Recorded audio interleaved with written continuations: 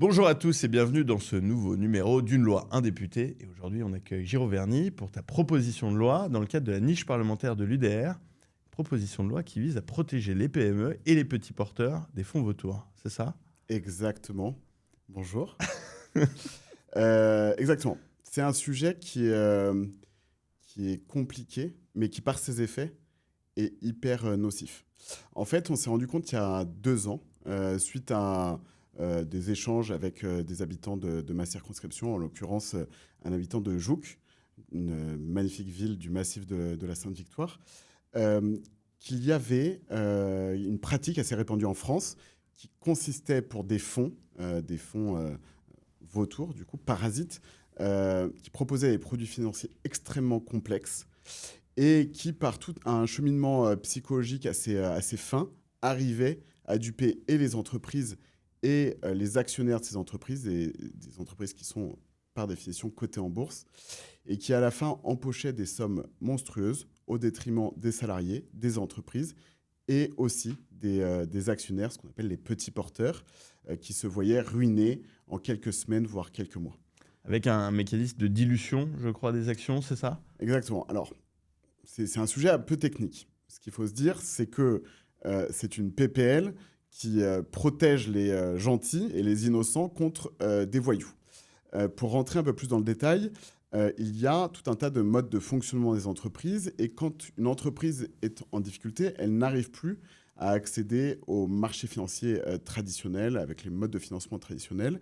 Et donc, au lieu d'aller voir une banque pour demander de l'argent, au lieu de faire une augmentation de capital traditionnelle, de faire entrer un fonds d'investissement au capital, elle peut émettre ce qu'on appelle des obligations. Une obligation, c'est une dette émise par l'entreprise et cette obligation peut être convertible. C'est-à-dire que si l'entreprise n'arrive pas à rembourser, cette dette est convertie en actions de l'entreprise, ce qu'on appelle les obligations convertibles.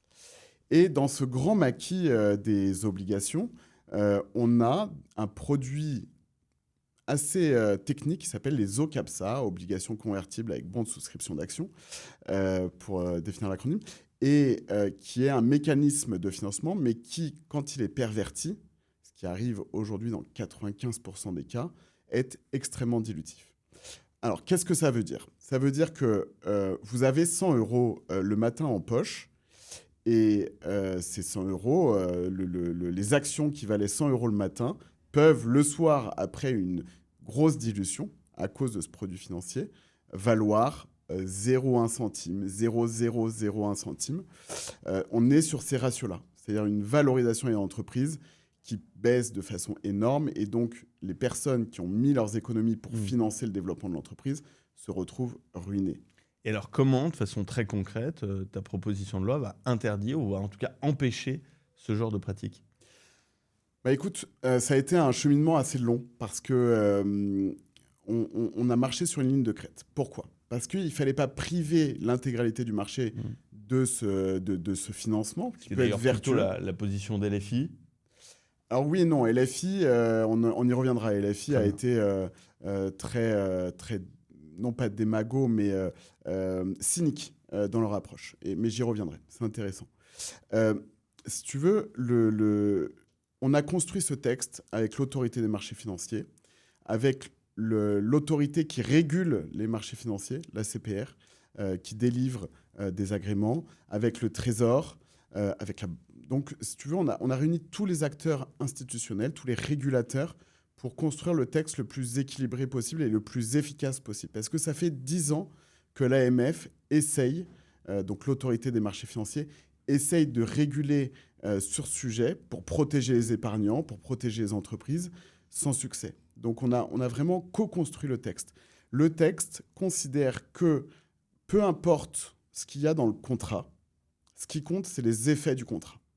Okay, donc à partir du moment où il y a une dilution massive, eh bien on considère que la personne qui a généré cette dilution massive doit être agrémentée, doit avoir un agrément, ce qu'on appelle l'agrément PSI, qui est délivré par la CPR.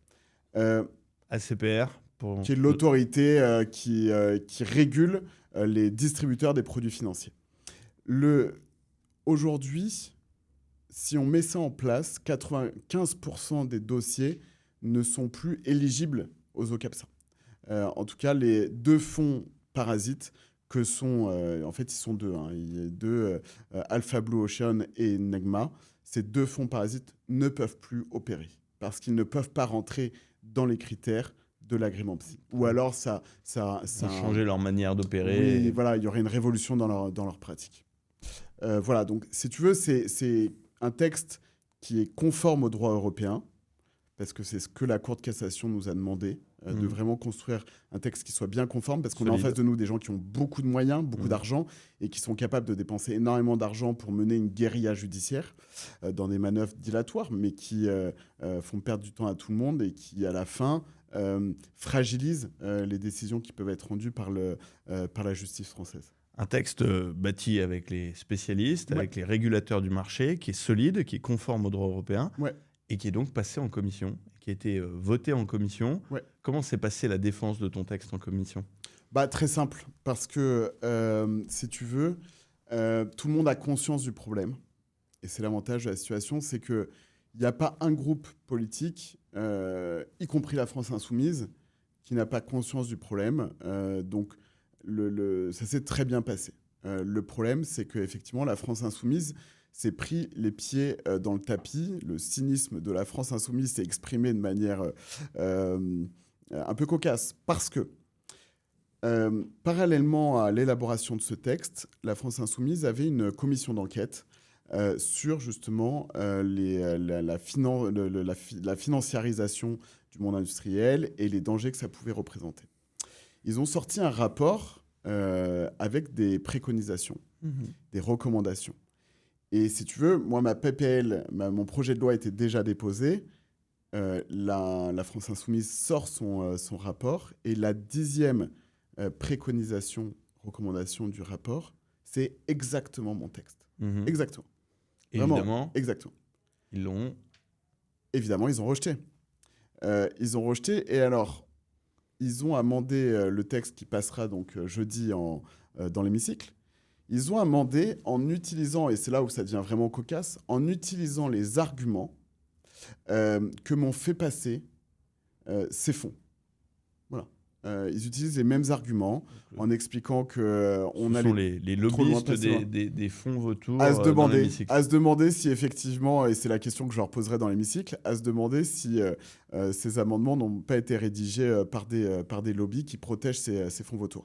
Blague à part, on est dans un cynisme pur parce qu'aujourd'hui, au moment où on se parle, il y a des entreprises, il y a des salariés qui sont victimes de ces fonds et qui vivent dans la souffrance, dans l'incertitude quotidienne de savoir ce que va être leur avenir. Il y a des gens qui sont spoliés. Il y a 3 semaines, la société Europlasma a émis pour plusieurs centaines de milliers d'euros de ces OCAPSA. Donc, c'est à nouveau des petits porteurs qui ont été ruinés. Donc, au moment où on se parle, le sujet est prégnant. C'est des milliers de salariés français qui sont sous l'emprise de ces fonds vautours. Et donc, ça serait bien que la France insoumise se décroche un petit peu de sa logique idéologique, justement, pour s'intéresser aux Français, aux entreprises, défendre l'intérêt général. Voilà. Donc, heureusement, c'est un texte qui passera sans la France insoumise s'il décide de poursuivre dans cette voie, mais qui passera parce qu'on ne peut pas être contre ce texte. Merci, Jérôme Verny. Avec plaisir.